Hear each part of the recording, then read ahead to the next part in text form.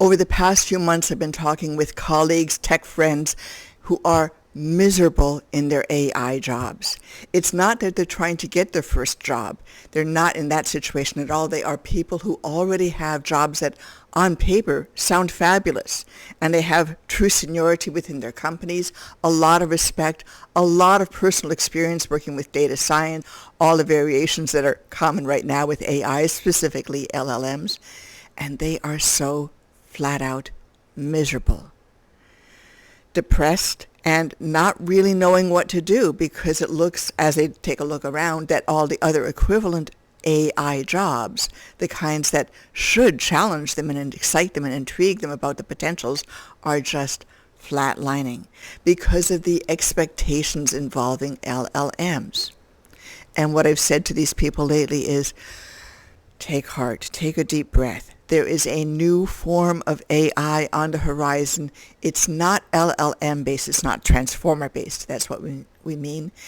It's different. It is generative, but it is a different kind of generative AI. Not one that involves huge data centers worth of computational capability, not one that involves these mega companies, the tech bro companies, but a newer form that has recently emerged that appears to be very potentially profitable, to be a new avenue. I personally can't say that for certain because it's based on a internally developed secret sauce, if you would, a Coca-Cola secret formula type of thing laid on top of known equations. So the performance has been incredible. It's been fabulous. But it is the most underreported breakthrough in AI history right now. And here's why. Now, I spoke about this. Wow, fabulous breakthrough, and I put it in the context of other historical breakthroughs. That is to say, the scaling breakthroughs that have made AI applications possible that were not quite feasible with the basic algorithm. So we now have a scaling level breakthrough done by a company called AIX Global Innovations, using a proprietary method called Seed IQ. All kinds of links to this in the description box, okay? I'm going to link to the blog post that I'll put out accompanying this, and then the blog post will have the links that you need to follow through. So it's very secret saucy, but it solves an important problem. Before I get into this material further, let me introduce myself. I'm Aliana Morin, founder and chief scientist with Themesis Incorporated, founder of the Themesis Academy, where we offer you options for learning about active inference and other areas. And for the past 10 years of my life, I've been devoted to education in artificial intelligence, but really throughout almost all of my adult and early pre-adult life, I've been fascinated with the idea of building systems that can help empower human capabilities. And that's where I see active inference having a role. So let's dive in. So at the same time that I have tech friends and colleagues who are miserable in their AI jobs because they're being forced to use LLMs, and the LLMs are simply not the right tool for the job, or they have the kinds of problems that you and I already know, and we're not going to go there today. So at the same time, I have tech friends and colleagues who are CEOs and entrepreneurs who are building the basis for their next AI businesses, and those businesses are not LLM based. In fact, what they're resting on is this new emerging capability that I described in the last YouTube, which was where we talked about the scaling breakthrough offered by Seed IQ. So let me give you a quick recap. In the last video, I described Seed IQ, which is a technology invented by Dennis O, who is co-founder along with Denise Holt of AIX Global Innovations. And Seed IQ was put against the ARC AGI 3 challenge, and it massively outperformed other technology solutions. It was up there way at the top with the best human performers, and the LLM-based solutions were not doing well at all, and they were sort of at 1% at best. So what's going on here? Seed IQ is built on top of active inference. Active inference is another form of generative AI. It's totally distinct from the transformer-based AIs. It's totally distinct from, say, the deep learning based on Boltzmann machine AIs. It's a different branch of the whole phylum, if you will. Active inference based on variational inference is a means of adapting a model to correctly map the situation that's going on, and then as the situation changes, it actively updates. Good, huh? So this is, in a sense, a new capability. The theory for active inference has been around for about a dozen years. The breakthrough making active inference capable in a scaling way on a significant and interesting problem has been available for about 2 to 3 months. And it is the most underreported breakthrough in the AI world today, because what Dennis O did was he solved the ARC AGI 3 challenge using his seed IQ hosted on a MacBook Pro. Now, if you're Jensen Huang, the last thing that you want to see is that your holy mantra of chips, chips, and more chips is being upstaged by a MacBook. Like, really? That kind of thing happens, and the first thing that you want to do is shove it under a rug, stomp on it, and put bricks on the thing, put barricades around it, and hope that nobody notices that somebody has just trumped your major card, because this changes the game hugely. So it's two things. Number one, a different class of problems can now be addressed with AI. Totally different classes that LLMs simply can't approach, but are enormously useful. They're going to be very pragmatic, and there will be jobs. And that's what I'm telling my tech friends right now. Jobs are emerging. And I'm being privy to some conversations with tech entrepreneurs who are building their business plans, preparing their investor briefing slide decks, and I'm getting to look over their shoulders and saying, yeah, this is real. You're really moving in that direction. This is tremendously exciting. Over the next year, probably even over the next several months, we're going to see small, scrappy little companies emerging that do not need massive computational crunch.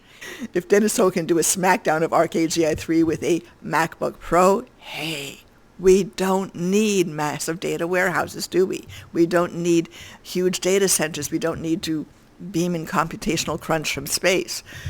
We can do this thing very simply on smaller compute. That is so enormously exciting. So what's the impediment? Well, the fact is not many people know active inference, because it is conceptually a lot more abstract, a lot more elevated compared to what people learn. So by analogy, very briefly, suppose that you're in your AI study journey, you're making an analogy to going on the Oregon Trail. I call this the Oregon Trail of AI. You start in the figurative Elm Grove, Missouri. You learn the things that are relatively prairie grass, anything backpropagation based. Reinforcement learning, it's of that era. Okay?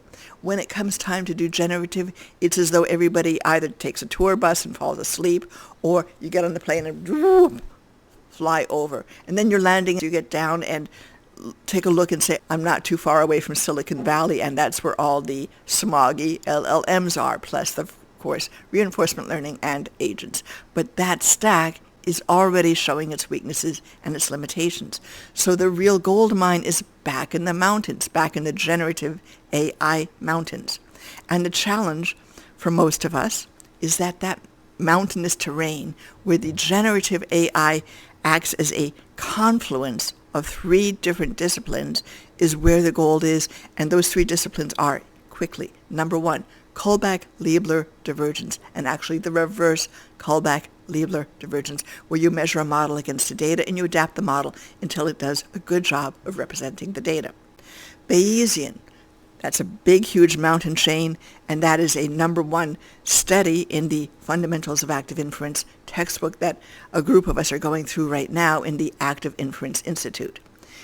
Bayesian involving latent variables or hidden variables. That's the key. And then number 3, after a little bit of mathematical origami folding, you come up with equations that look a lot like statistical mechanics. They're not real stat mech. Real stat mech lives in a world of physics. This lives in a world of abstraction and conceptualization. But after you've done the right math, the equations look a lot alike, which is why everybody refers to statistical mechanics. Let me just call that stat mech, do you mind? Stat mech. And there's a necessary ingredient of understanding those equations and those concepts just enough so you can read the papers and read the books and understand why converting it into that kind of an equations format is really such a big deal. And this is not roosters, Hawaii. This is not just for active inference or even variational inference. It's for all generative methods.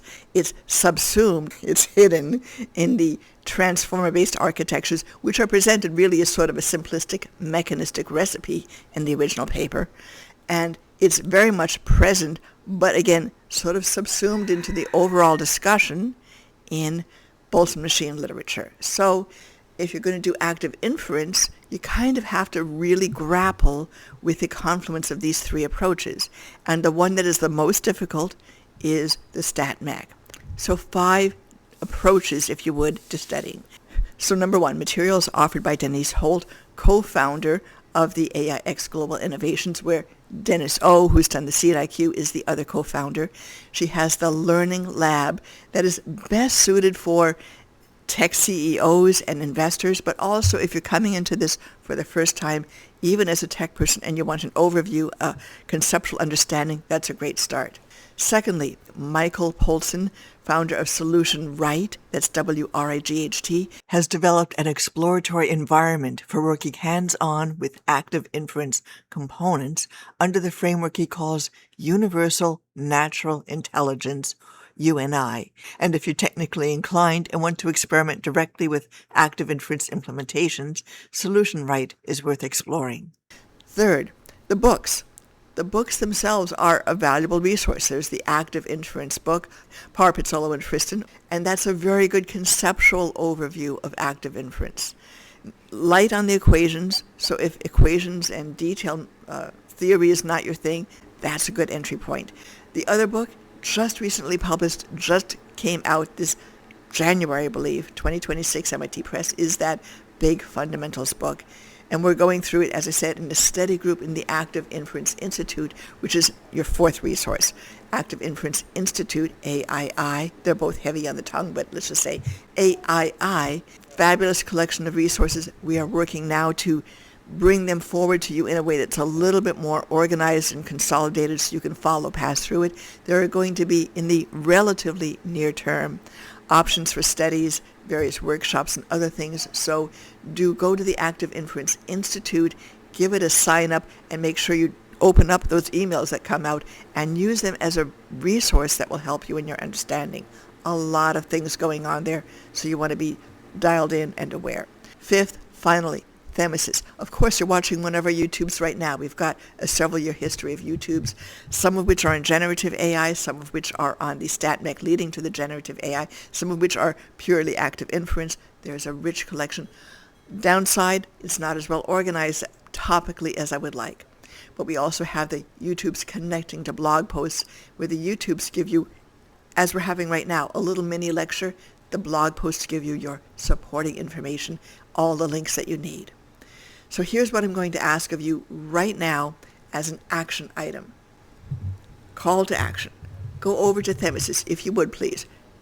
Take that description box, see the link to the blog post, get into Themesis, and while you're in the Themesis blog post, just take that menu button at the top on the About page, and go there, scroll down, see an opt-in box, opt in.